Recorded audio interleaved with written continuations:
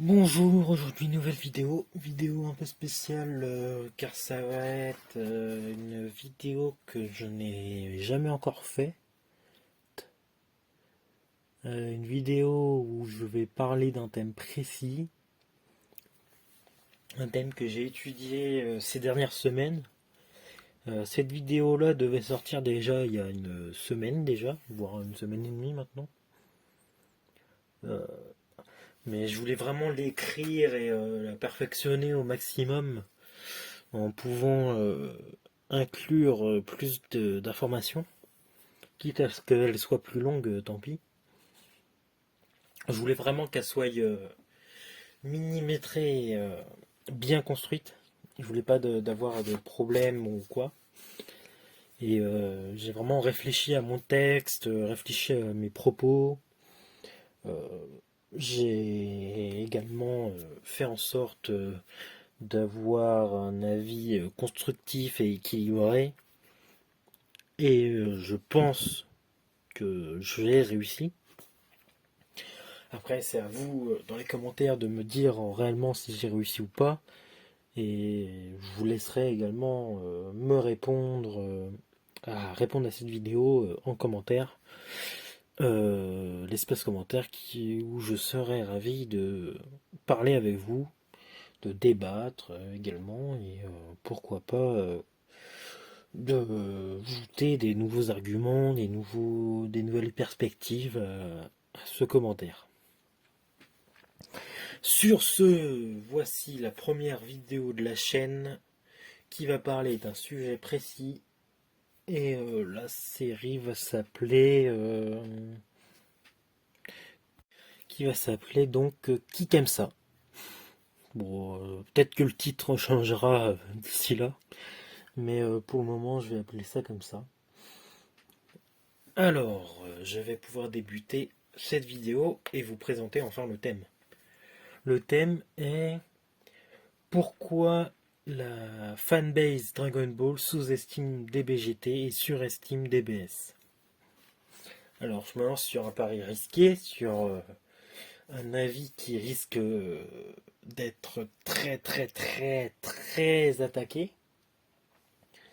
car beaucoup aiment DBS à défaut et détestent ou n'apprécient pas DBGT sans même avoir au moins regardé la série entièrement. Pour une partie, hein, pas pour tout le monde, je ne fais pas de généralité. Et donc, je voulais rétablir un peu la vérité parmi ces deux thèmes-là, car je trouve ça quand même assez intéressant et important. Du coup, pour ce premier opus de Qui qu'aime ça, je vais d'abord expliciter mon avis sur DBGT, en faisant une dose de rappel de ce qu'est DBGT. DBGT commence 10 ans après End of Z, ça veut dire la fin de Dragon Ball Z, si on parle d'animé, la fin des 42 tomes, si on parle des tomes Dragon Ball.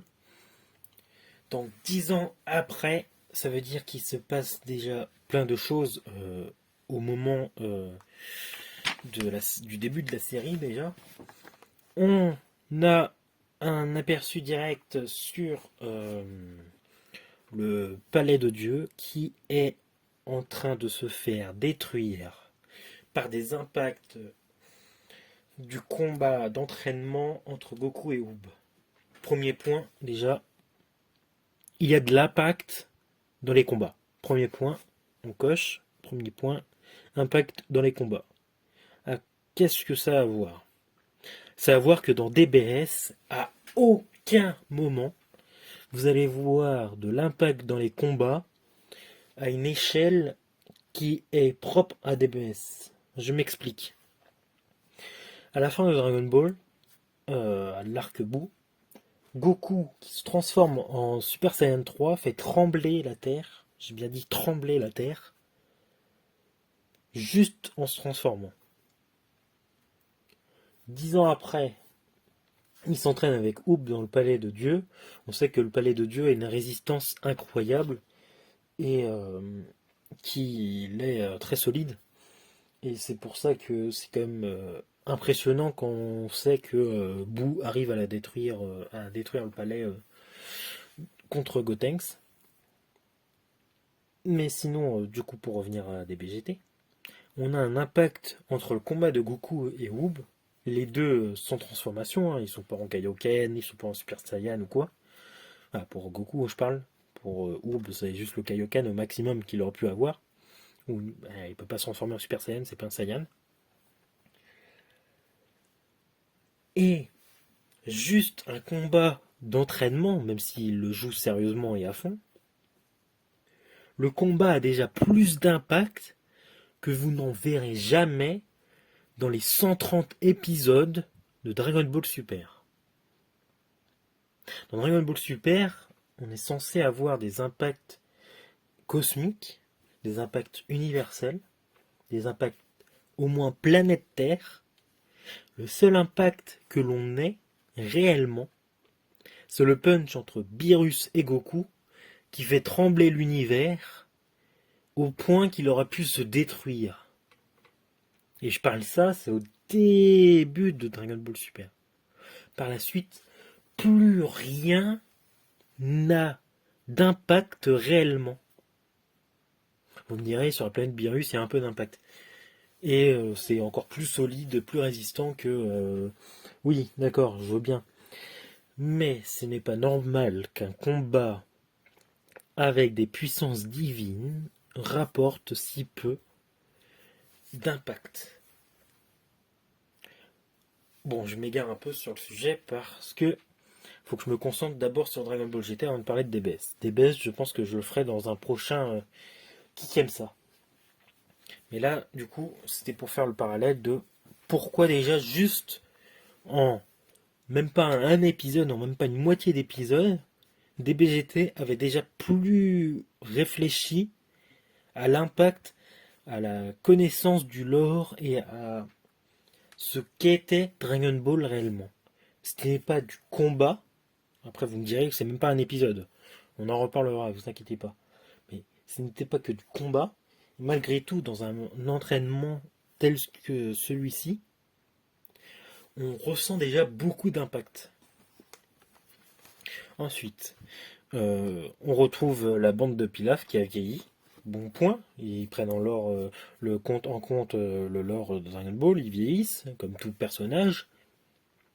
Pas comme dans DPS où la bande de Pilaf ne vieillit pas. Ils cherchent les Dragon Ball.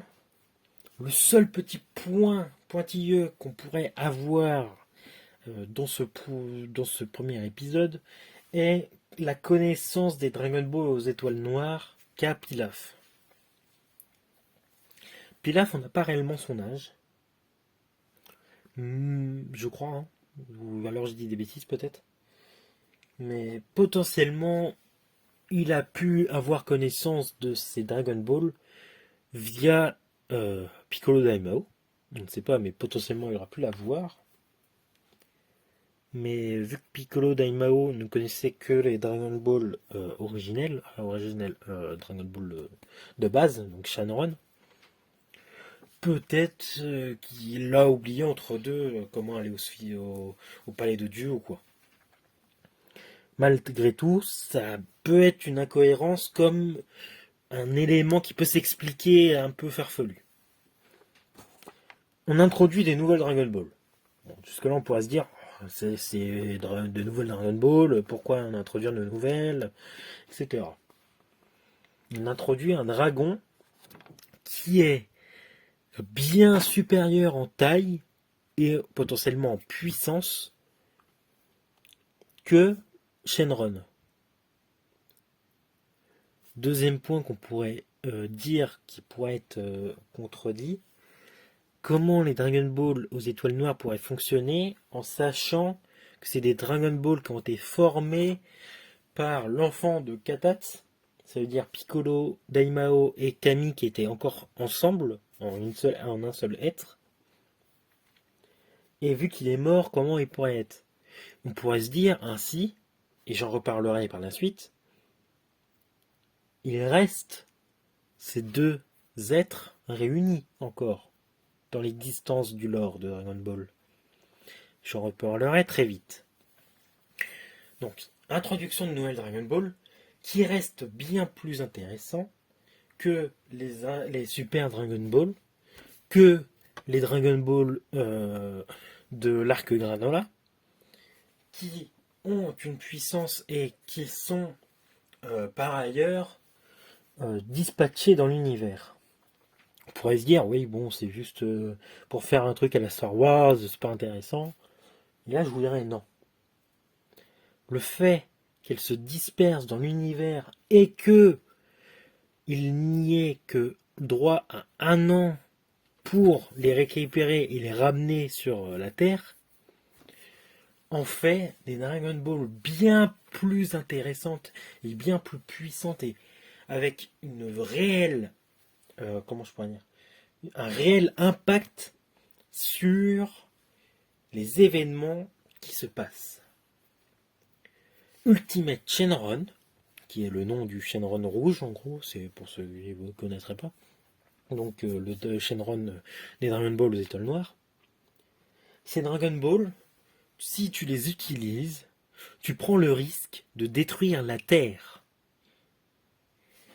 Et là, je dis oui, ils ont compris, les scénaristes, qu'est-ce qu'était Dragon Ball, en quoi apporter un élément aussi puissant, on va dire, aussi intéressant, devait avoir une répartition entre une bonne chose et une mauvaise chose. Avoir de tels Dragon Ball nécessite forcément avoir un tel poids malfaisant, un tel poids négatif en les utilisant. Je trouve ça tout bonnement bien plus intriguant. Ça permet des intrigues, ça permet notamment l'intrigue du premier arc, du début du premier arc, de l'intro du premier arc.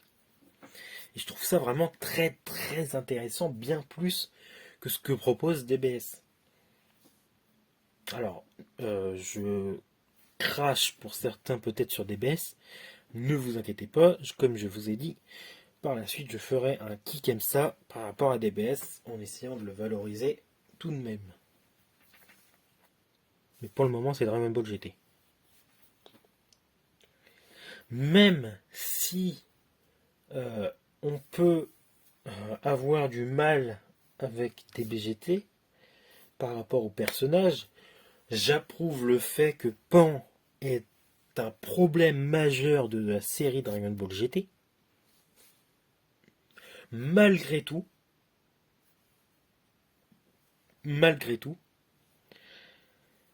on peut élaborer un schéma, comment je pourrais dire, explicatif sur le comportement de Pan. Pan au Tengenchi Budokai dans la fin Dragon Ball est une fana de son grand-père. Elle est la fan première du nom, elle voit que par son grand-père. Alors, bien sûr, elle aime bien ses parents, je ne dis pas. Hein. Elle aime bien ses amis, etc. Mais ce que je veux dire, c'est que Pan ne voit que par Goku, petite. Elle grandit, elle étudie comme son père Gohan et sa mère Videl. Elle ne se concentre pas sur des arts martiaux comme Goku, Gohan avaient dû le faire. Et pourquoi ne pas se concentrer là-dessus, malgré qu'elle soit déjà puissante pour son âge. Elle n'est pas totalement nulle, loin de là. Mais malgré tout, elle prend une voie respective à la paix. La paix est là depuis 10 ans. Depuis la fin de Majin Buu même, alors ça fait plus de 10 ans. Elle est là depuis depuis autant de temps que il n'y a plus besoin de s'entraîner, de se surpasser, de devoir essayer de tout donner pour vaincre un ennemi. La Terre est en paix depuis tellement longtemps que Pan choisit de suivre la voie que ses parents aimeraient. Mais alors je dis pas qu'elle veut pas étudier, loin de là, je ne sais pas assez de savoir pour le savoir vraiment. Mais ce que je veux dire, c'est que Pan n'a pas un, un esprit combatif. Elle n'a pas un esprit de combattant. Elle n'a pas l'esprit de Gohan, petit, qui doit se battre pour sauver ses amis, pour sauver sa famille, pour tuer un vilain car il n'a pas le choix. Il n'a pas ce passif. Pardon, elle n'a pas ce passif-là. Son passif est d'être née en tant que paix et de devoir continuer à vivre en tant que paix. Elle n'a pas, à une seule minute, dans son enfance, eu recours à devoir affronter un vilain, à devoir, comment je pourrais dire, euh, à devoir utiliser ses émotions, sa force, à devoir s'entraîner, se surpasser, comme Goku, Gohan, Trunks, etc. On peut le faire. Alors quand je dis Trunks, c'est Mirai Trunks, pardonnez-moi. Vous me direz, c'est le même problème pour Goten et Trunks. Goten et Trunks, eux, dans un sens, heureusement, ils sont nés en tant que paix, ils ont vécu en tant que paix une partie de leur vie, pardon. Puis il y a eu Majin Buu, ce qui a fait qu'ils ont dû progresser pour renverser la balance. Pan n'a pas eu ce destin-là, n'a pas eu de choix entre guillemets, à part se surpasser pour se surpasser, elle n'aurait eu aucun mérite à se surpasser. Et c'est là que est c'est là qu'est le problème de Pan dans DBGT, c'est que beaucoup la trouvent insupportable, la trouvent le plus gros problème de DBGT, la trouvent incroyablement horrible dans son comportement, mais Pan, au-delà de faire le côté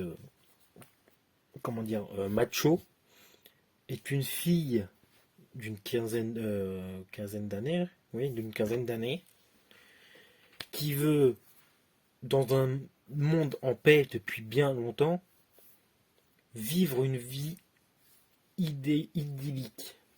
Elle veut vivre une vie normale. Elle veut apprendre, avoir un métier, avoir un mari.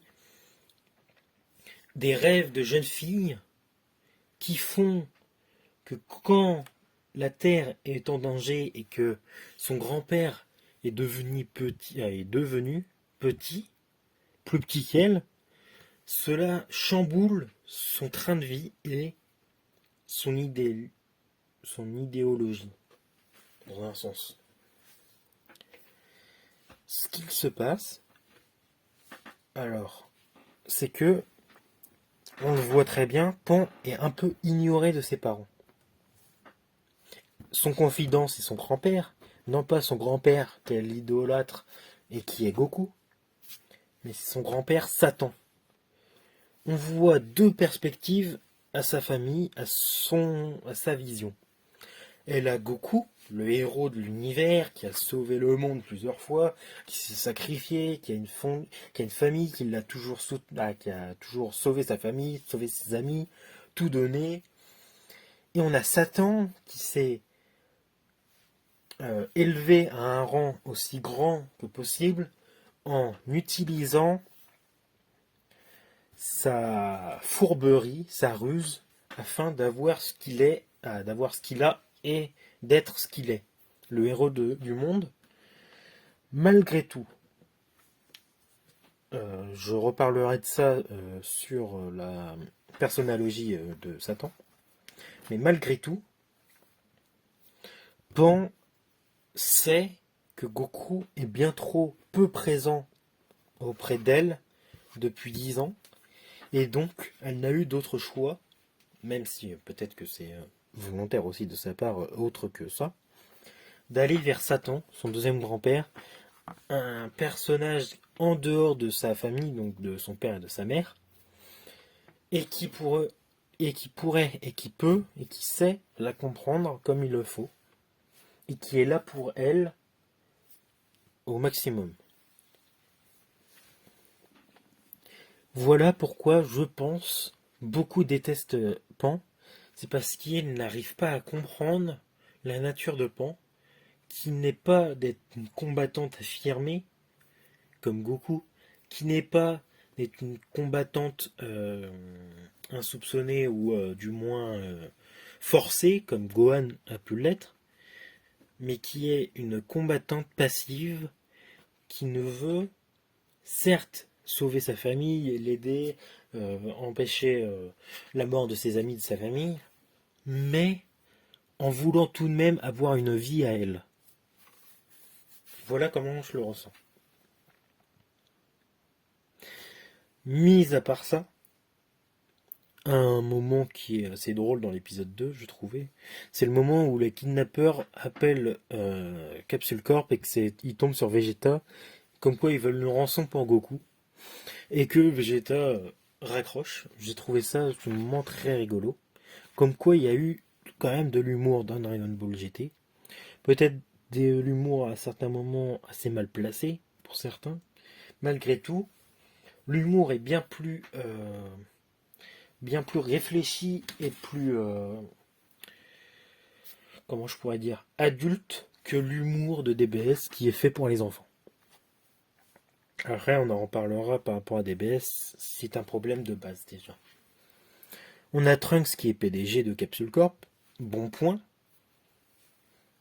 On a quoi d'autre? Ah oui, Goku, du coup, j'ai oublié de parler de ça. Goku redevient petit.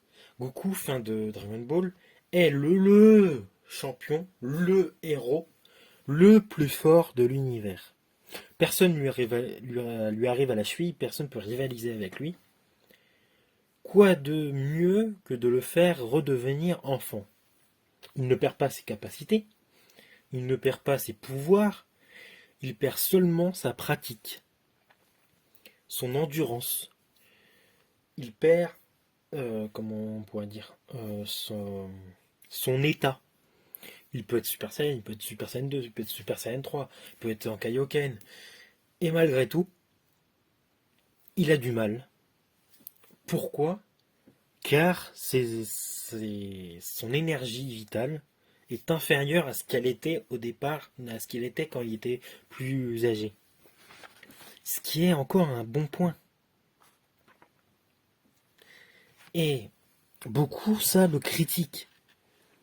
Je ne comprends pas cette critique. Goku, qui est petit, certes, ça peut être mal vu, malgré tout. À ce stade, je trouve que c'est un très bon point. Goku, adulte dans DBGT, il roule sur tout le monde. Pas besoin de faire 15 arcs. Pas besoin de faire 15 épisodes pour un arc. En 2 épisodes, il sort son Super Saiyan 3. À la limite, il se fout en Kaioken en plus. Et c'est fini. Voilà pourquoi Goku Petit est le meilleur choix du début de Dragon Ball GT. Par la suite, on a également des nuances, des propos qui sont dits, qui sont développés par rapport à l'égalité homme-femme notamment, bien d'autres choses. Et tout ça, on trouve dans DBGT des morales très intéressantes, très actuelles encore, et qui sont des morales comme on pouvait avoir dans Dragon Ball. Dragon Ball GT suit la ligne de Dragon Ball Z. Elle la suit certes, mais mal. Je vous l'accorde, l'animation est sympa, les musiques, ambiance. Alors quand je dis ambiance, c'est pas nous font danser, hein, mais les émotions sont en plus ressenties grâce à la musique. On a des points inintéressants, je suis d'accord. Guigui ne sert strictement à rien à part introduire le général Rieldo. On a Goku, du coup, qui n'a plus toutes ses capacités. Alors, il ne les a plus, s'il les a, mais il ne les a pas au potentiel qu'il les avait, notamment sa téléportation. Pan pose quelques problèmes tout de même dans Dragon Ball GT. Je ne la défendais pas tout à l'heure pour la défendre, je la défendais car je voulais essayer de défendre son cas un minimum. Malgré tout, Pan est très très très mal écrit écrit sur son caractère, je trouve. Et sur ce, on a l'introduction d'un personnage intéressant, je trouve pour moi, Lezik, un mercenaire qui rivalise avec un Goku petit Super Saiyan. Alors, rivalise plus ou moins, hein, pas totalement. C'est un personnage intéressant qui aurait pu être développé, un personnage qui ressemble un peu à Hit, dans son sens où c'est un mercenaire qui va de planète en planète, il fait ce qu'il doit faire quand il est payé. Donc, malgré tout, Lezik n'est pas un méchant. Il n'est pas bon, il n'est pas méchant, il est juste sur son idéologie d'être payé, il fait son travail, qu'il soit bien ou mal. Il n'y a pas de question en plus à se poser. Pan aussi a beaucoup de défauts, il faut le dire. Par la suite, on a tout de même des moments où Pan est intelligente, où elle élabore des plans. On a des épisodes assez peu ennuyants, qui sont majoritairement intéressants. Ce qui fait que on s'ennuie très rarement, je trouve. On reste bien devant l'épisode. Après, certes, les épisodes sont pas aussi dynamiques que ceux de Dragon Ball Z. Malgré tout, ça parle d'un autre, ça parle d'un autre organigramme. Dragon Ball GT veut se reconcentrer sur la base qu'est Dragon Ball en incluant des événements de Dragon Ball Z et en incluant des choses de Dragon Ball Z qui sont intéressantes. Dragon Ball GT veut se reconcentrer sur la quête des Dragon Ball au tout départ pour mener à créer un monde, à créer une continuité intéressante, captivante, qui sait de quoi elle parle. Dragon Ball GT arrive avec beaucoup de délicatesse malgré tout, avec beaucoup de longueur peut-être, à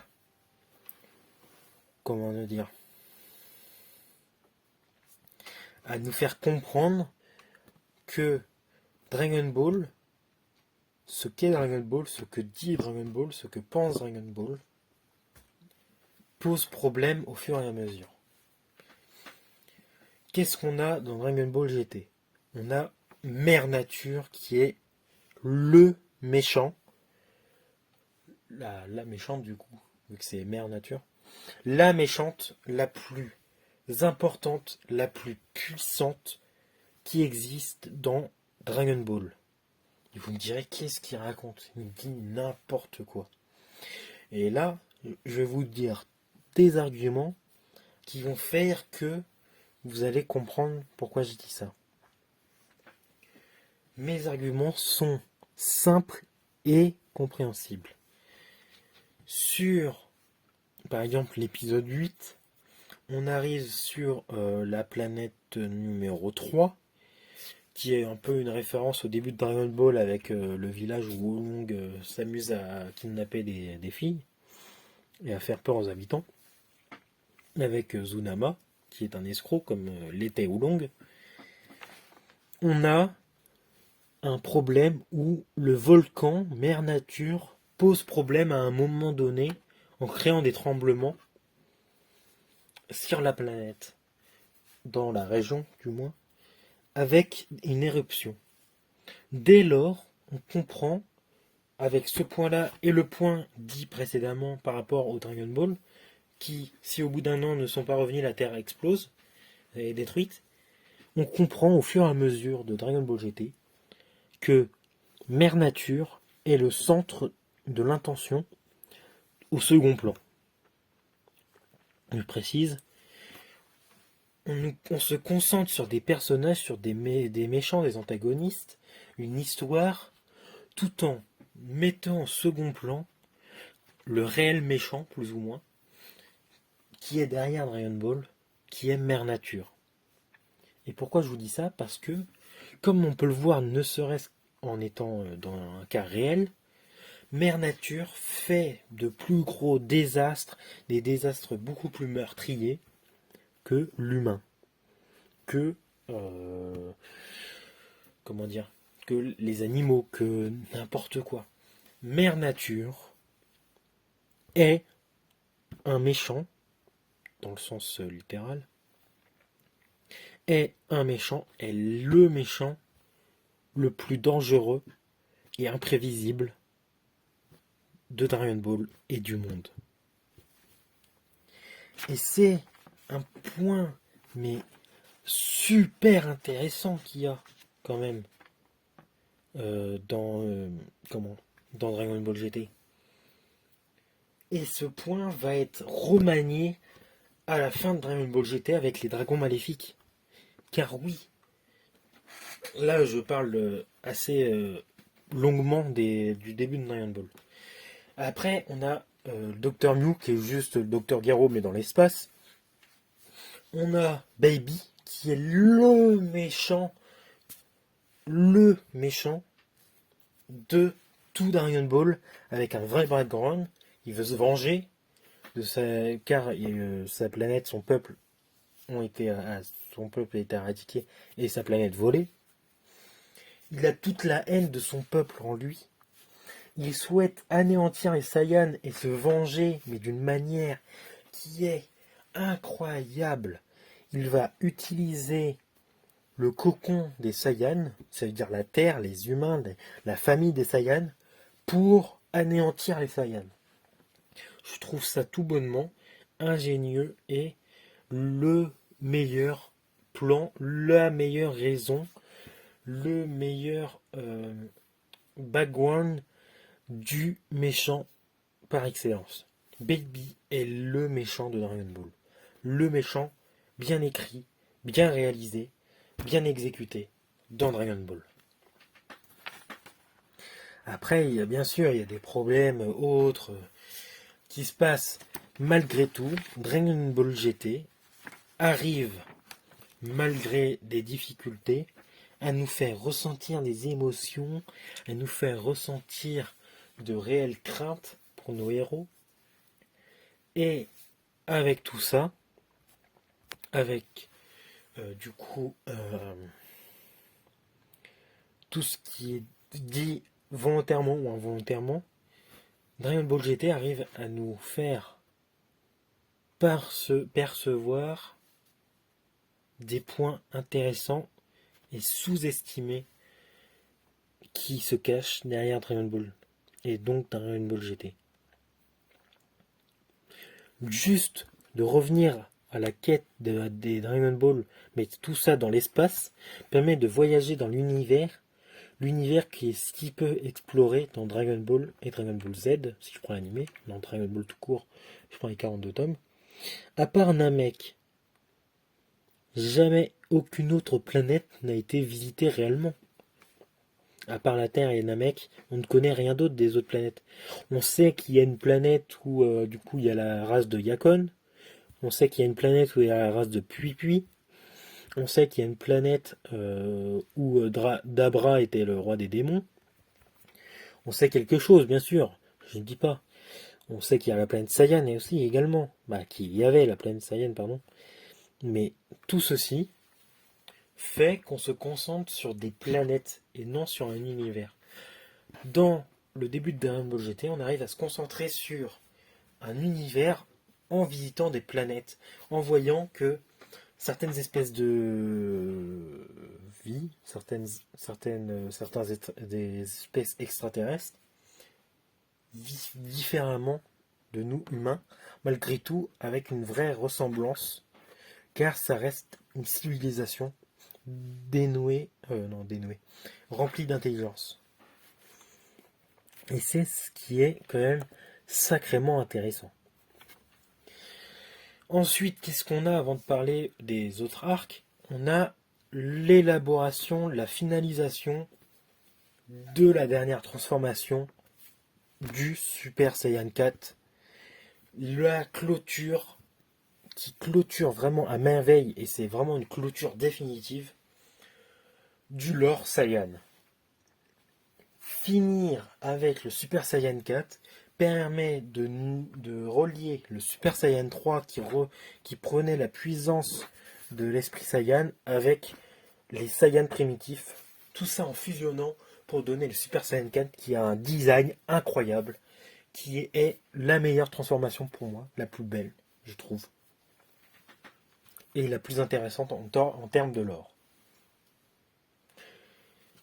Après, on part sur, après l'arc Baby, on part sur l'arc Super C17. L'arc Super C17, qui est un arc assez court, ne raconte malgré tout pas grand-chose. Je dois l'avouer, c'est l'arc déceptif de Dragon Ball GT. Tous ceux qui ont qui ont vu Dragon Ball GT ont forcément été plus ou moins déçus par l'arc Super C17. Et malgré tout, il y avait des bonnes choses. Le retour de C17, car oui, C17 est bel et bien présent dans Dragon Ball après qu'il soit de retour à la fin de l'arc Cell. On le voit vite fait dans Dragon Ball Z, dans l'animé, je crois bien, à la fin, pour le Genki-Dama. Et je ne crois pas qu'on le voit à la fin des 42 tomes. J'ai un doute. Mais je crois pas, je crois que c'est Lunch, je crois pas. On renoue un lien étroit avec le fait que C17 existe toujours. Après, petit problème déjà de base, Super C17, qui est C17 avec un clone de C17 créé en enfer. Bon, premier point négatif. Comment c'est possible d'avoir pu créer un androïde, avoir créé un C17 bis en enfer, malgré que ce soit Dr Gero et Dr Mew, hein, je dis pas le contraire, mais c'est un peu farfelu quand même. En soi, sinon, ça veut dire que tous les méchants peuvent, à un moment ou à un autre, se décider à partir de l'enfer. Malgré tout, on a un retour de Freezer et Cell qui se battent contre Goku. Un combat très intéressant qui se passe dans le royaume des morts, qui est vraiment très intéressant, hein, je trouve ça vraiment pas mal. C'est un bon point, un bon combat. Qu'est-ce qu'on a d'autre? La fusion des deux C17 qui donne Super C17 qui est un endroit. Alors, je trouve Super C17 très intéressant au niveau de ses capacités. Mais la fusion un peu bizarre, et malgré tout, l'arc en lui-même n'apporte pas grand-chose en fait. Cela n'apporte rien de réellement très satisfaisant, très pertinent au lore de Dragon Ball et à Dragon Ball GT. C'est la bête noire un peu de Dragon Ball GT, je vous l'accorde. Malgré tout, on a un point très intéressant aussi, c'est que aucun des méchants précédents, car on a Rikum, des trucs comme ça qui reviennent, qui font un peu n'importe quoi sur Terre, mais Gohan, Goten et tout peuvent s'en charger sans grand mal. C'est pas des méchants qui sont capables de vaincre la Z-Team à la fin de Dragon Ball, et donc de Dragon Ball GT. Et un point qui est aussi mitigé du coup par rapport à ça, le portail entre du coup l'au-delà et la Terre, qui peut être créé aussi par Piccolo et Dende, car oui, Piccolo est mort à la fin de l'arc Baby. Il se sacrifie entre guillemets avec la Terre en expliquant à Gohan que tant qu'il y aura les Dragon Ball, cela posera problème à la Terre, à ses habitants, et donc il vaut mieux qu'il meure avec les Dragon Ball et la Terre. Beaucoup se sont sûrement dit, mais qu'il est con. Qu'est-ce qu'il raconte? C'est pas lui qui est à l'origine des Dragon Ball, c'est Dende qui a créé du coup qui s'occupe entre guillemets des nouvelles Dragon Ball avec deux Shenron. Et c'est là qu'intervient une réflexion que je vais vous faire part, c'est que Piccolo ne parle pas de Shenron. Ah, il dit Shenron, oui, en version française et peut-être en VO aussi. Mais en fait, il ne parle pas de Shenron en tant que tel, il parle d'Ultimate Shenron. Comme dit au tout début de la vidéo, les Dragon Ball aux étoiles noires ont été créés par l'enfant de Katatz, qui était la fusion de Kami, pas la fusion, mais qui était Kami et Piccolo Daimao en une seule personne avant qu'ils se divisent. D'où le fait qu'elle soit plus puissante. Et qui est Piccolo à la fin de l'arc cyborg, on va dire? Piccolo est, entre guillemets, la réincarnation de Piccolo Daimao, et il assimile Kami. Ce qui crée de nouveau la fusion, entre guillemets, entre Piccolo Daimao et Kami, ce qui redonne naissance à l'enfant de Katatz. Mais c'est pas réellement ça qui se passe, mais plus ou moins. Ainsi, Piccolo, ce qu'il dit et ce qu'il pense est réel. On aura beau dire que ce n'est pas vrai, c'est réel. Piccolo est le créateur des Dragon Ball aux étoiles noires. Ou du moins, il l'était. Et donc, son pouvoir est potentiellement toujours relié aux Dragon Ball aux étoiles noires. C'est pourquoi sa mort avec la destruction de la planète Terre et donc la destruction des Dragon Ball est une bonne chose, est intelligente. C'est pourquoi on n'en reparlera plus normalement du Ultimate Shenron. Et je trouve ça hyper intéressant. C'est un point qui au départ était farfelu d'avoir des nouvelles Dragon Ball, des Dragon Ball qui viennent du premier de la première version de Piccolo entre guillemets qui arrivait sur Terre avant sa séparation, et donc qui était assez bizarre de pouvoir apparaître, de pouvoir continuer à exister, à avoir comment dire, de pouvoir les utiliser alors que Camille n'existait plus. Bah si, Camille existe toujours. Il existe au travers de Piccolo. Et c'est ça que beaucoup oublient. Et c'est un point intéressant. Un point que Dragon Ball GT a su mettre en évidence. Par la suite, on arrive donc à la surutilisation des Dragon Ball, à la création des dragons maléfiques, qui est la meilleure idée pour finaliser Dragon Ball. Quoi de mieux que d'expliciter le fait que trop d'utilisation de Dragon Ball permet une création maléfique des dragons, qui permet une création maléfique pour quoi de mieux que punir l'humanité de cette surutilisation. C'est pourquoi, même si l'élaboration et l'exécution est très désastreuse, pas l'apparence, mais les dragons maléfiques est une idée révolutionnaire, est une idée incroyable et très intéressante. Même si on aurait aimé, et personnellement j'aurais aimé, avoir une meilleure version de cet arc, et même si je ne vais pas expliciter tous les défauts, l'arc des dragons maléfiques clôture à merveille la quête des Dragon Ball et clôture ainsi à merveille Dragon Ball. Je le dis, oui, la fin de Dragon Ball GT est une vraie fin à Dragon Ball. Elle est la fin pour Dragon Ball. je risque d'être en désaccord, ou du moins d'avoir des désaccords avec certains d'entre vous. Mais je serai prêt à débattre, à vous expliquer bien mieux que ma vidéo quand même, on va dire, pas bien mieux, mais un peu mieux mes propos. Mais même les dragons magnifiques se concentrent sur des points qui sont les éléments naturels de la Terre.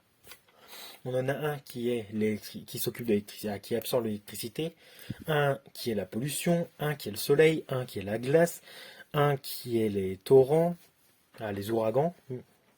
Les ouragans? Oui, je crois que c'est les ouragans. Ou du moins des tornades, ou ce genre de choses. Ou les typhons, voilà. Je suis en train de chercher le mot pour ce qui est sur la mer. On a des dragons qui ont des capacités destructrices naturelles. Bien sûr, c'est mis sous forme de ki, mais c'est des pouvoirs de destruction de mère nature. Et c'est ce qui fait que l'arc dragon maléfique clôture réellement Dragon Ball. On a la quête des Dragon Ball qui est clôturée, avec Shenron qui disparaît pour ne plus avoir à avoir de tels désastres. On a ainsi Goku qui part, car il a causé assez de désastres, on va dire. Il a assez fait pour l'univers. On a du coup une refaçon, comment dire, on a une fin énigmatique, même si l'on sait au fond de nous que c'est la fin de Dragon Ball, que Goku est mort, plus ou moins c'est le cas. On a Pan qui souhaite à tout prix avoir le souvenir de son grand-père jusqu'à la fin de sa vie, et c'est pour ça que je crois que c'est un TV special 100 ans après, est la meilleure, comment on pourrait dire, c'est le meilleur prologue ou épilogue. J'ai un doute sur le terme. Je crois que c'est prologue. Attendez, je vais chercher.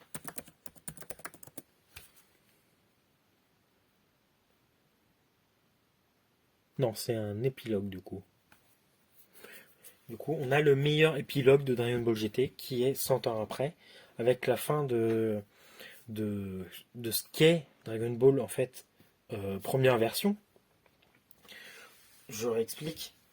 On a Dragon Ball qui se termine avec. Dragon Ball GT, pardon, qui se termine avec Dragon Ball, car Dragon Ball GT clôture tout l'arc narratif de Goku. Mais on a également, 100 ans après, du coup, qui clôture la descendance, comment dire, l'histoire de Goku, avec la mort de Pan et Goku Junior qui retrouve une Dragon Ball et donc qui permet à potentiellement réécrire le futur de Dragon Ball. Goku Junior trouve une Dragon Ball, ça veut dire que les Dragon Ball sont de retour sur Terre, et ça veut surtout dire qu'on a un retour aux sources, mais pas un retour aux sources comme au début de DBGT avec la quête des Dragon Ball. On a un retour aux sources en mode il y a un nouvel arc narratif qui peut se faire. Goku Junior peut avoir sa propre histoire désormais. Avec la descendance certes de Goku et Vegeta, mais on a la progression de Dragon Ball, l'arc narratif de Dragon Ball de Goku est terminé. On peut se concentrer sur de nouvelles choses. Et c'est ce qui fait que Dragon Ball GT doit être mieux estimé, pas surestimé.